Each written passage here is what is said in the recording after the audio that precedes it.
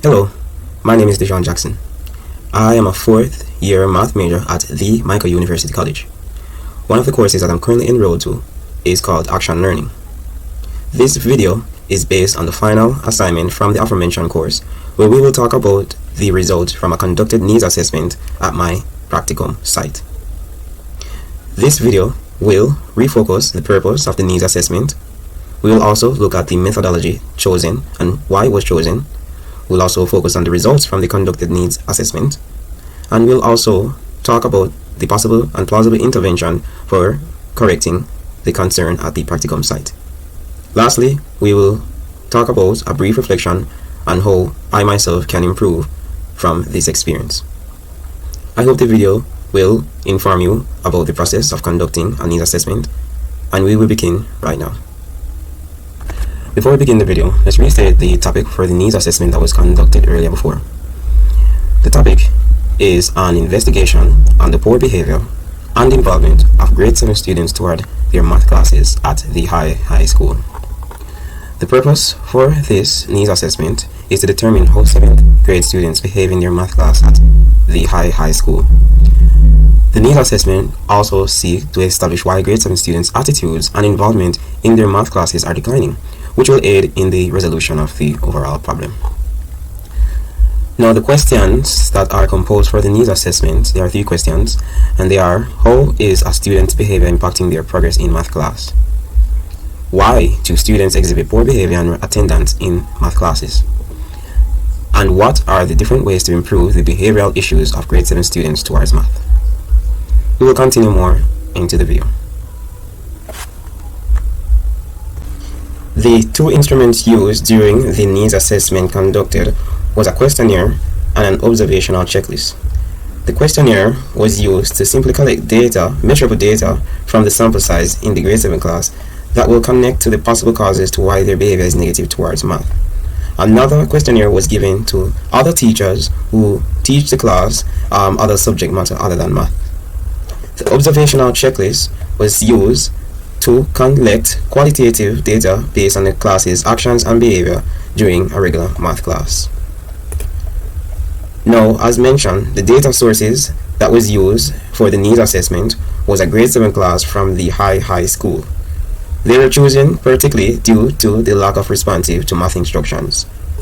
Also, the subject teachers who also teach the aforementioned grade 7 will also be taking a part of this needs assessment. Now, some of the ethical concerns considered before conducting the needs assessment was confidentiality, the freedom to volunteer, and also an informed consent, where each participant was given a form informing them of the purpose of the needs assessment and also informing them of all their rights to conduct or participate in the research. The needs assessment was conducted within 1 week, from requesting permission from the teachers and the students' parents to analyzing the data at the end of the research.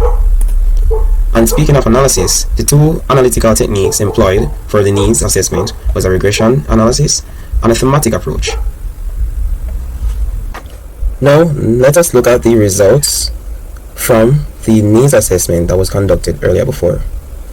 Now, these sets of results are collected from other subject teachers that teaches the same class that is being studied.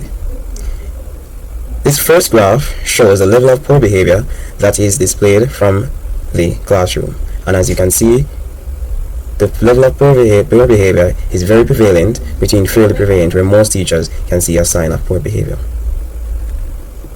This next graph shows the level of involvement from the same classroom, as it shows that students sometimes are involved in the lessons as they are sometimes not involved. This pie chart shows the different types of behavior that has been displayed or observed from the grade 7 students, where disruptions are the most observed behavior, amongst others such as distractions, lack of participations, and incomplete or missing assignments. This pie chart shows the causes of poor behavior or low involvement in the other classrooms. A majority of them recognize that it's due to personal issues such as problems from home or their community. Other causes are shown here, such as a lack of interest in the subject, the teaching method not being engaging enough, classroom environmental issues such as the classroom is being too noisy or too hot, and peer influence such as other students are not doing it, so why should they? This pie chart shows the suggested strategies that each subject teacher has followed to try and engage your students in their lesson. We can see positive reinforcement and group work and collaboration being the most used strategies, while establishing clear expectation and rules is the least used strategies amongst these students. From what was shown so far, it seems that other subject teachers are having a small issues engaging these students in their lesson as well. So let's look at the students' responses pertaining to the math class itself. This graph shows that many students have a high interest level or high interest in the math class, while few are actually not interested at all based on their response. This graph shows that most students are fairly confident in their skills as a practicing math student, and only few, and as well most students have demonstrated that they are not confident in their math skills so far. This graph is very important as it shows how distracted these students have become during each lesson, as most students have stated that they become easily distracted during the math class.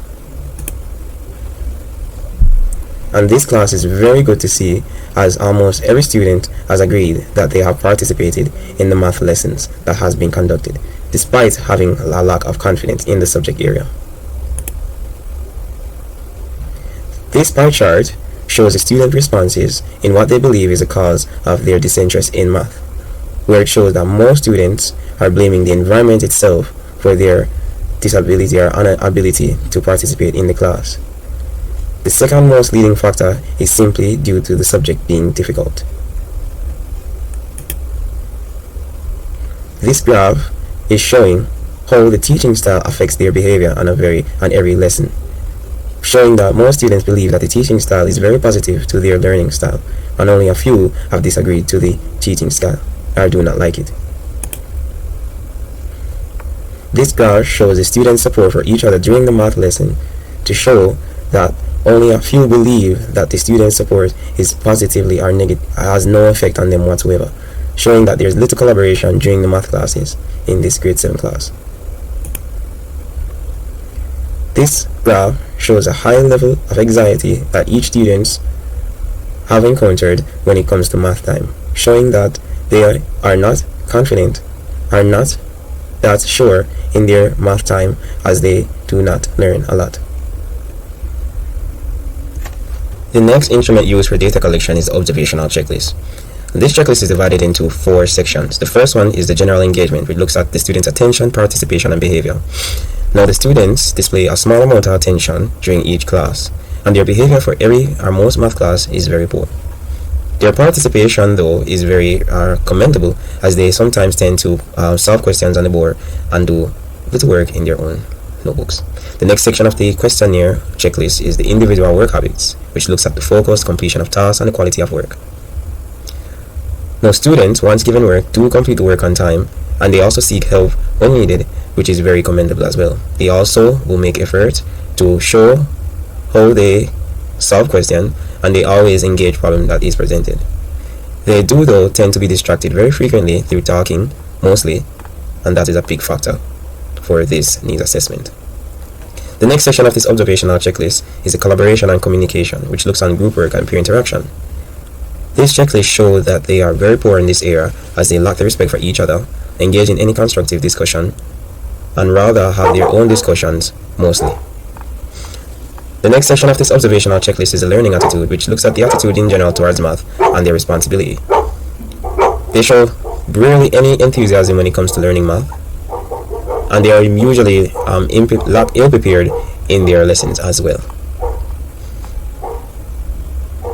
The last section of the observational checklist look at the interaction with the teacher, which is very good, as they mostly do interact with their teacher rather than the actual class itself. Now that you have seen the results from the conducted needs assessment, an intervention has to be made. A successful intervention to improve behavior, participation, and engagement in 7th grade math class will develop a whole school effort for, engagement, collaboration, and accountability. The importance of intervention in the classroom for students who are performing below grade level cannot be overstated. The sooner interventions are put in place, the sooner students can perform at their grade level and collaborate among their peers. First, I want to create clear expectation for learning in the classroom by working together in a collaborative process. The student will be able to feel supported by understanding what they are doing and how to take responsibility for their behavior. Then I will want to develop lesson plans that include hands-on activity, digital technology, and real-life application of math. This will help students keep students engaged. It will also help make the subject matter more real for students, making it relevant. Finally, with the use of cooperative learning strategies like small group problem-solving tasks and class tutoring, this will allow students to work with one another and foster a sense of community. In addition, I will create a system of positive reinforcement that encourages students to show good behavior of success by rewarding them for good behavior such as points, teacher appreciation, or a Math Star of the Week award. Now, in addition to these basic strategies, continuous assessment and feedback are necessary so that I can monitor student progress and make any adjustments needed. Now, according to Hughes 2024, an assessment also plays an important role in connecting your child with appropriate intervention, as well as providing a basis of assess arrangement.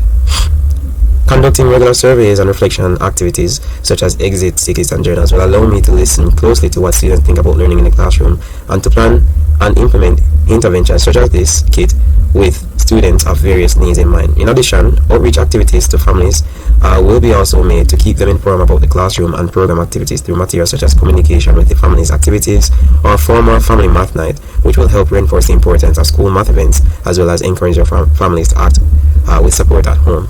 The goal with this comprehensive yet flexible intervention kit is simply to have students feel valued in their learning of math and interested in what they are learning, which will lead them to learn math with a purpose and to be invested in their math journey and also their academic journey at home. This experience from the needs assessment was one that I will never forget. While it's not my first conducted investigation, it is my first where I have to do on my own, and it's also my first where I have to conduct in an actual real life school setting, which makes the stakes a bit more higher. Nevertheless, I've garnered a lot from this experience, and I've even overcame the challenge that was posed to me during conducting this needs assessment, which was to follow the timeline that I've established for myself. It was very hard to try and follow through with the time plan, as not everyone involved in the study or investigation could afford the time to participate in the needs assessment. What I did to overcome this is to steadily plan when all interested parties will be able to participate in the needs assessment, which was not simple, and try to make time by sparing my very own, which again was not easy. I have definitely taken a lot from this activity and assignment, as I've now seen the very importance of conducting researches such as this. It allows me to understand my classroom a bit more, to see what they like and how they struggle with any particular area such as math. It now allows me to plan my lessons around their misunderstandings, and hopefully we can make an improvement for the students. Thank you for staying tuned for this video. It's been a pleasure. Now we end by saying goodbye.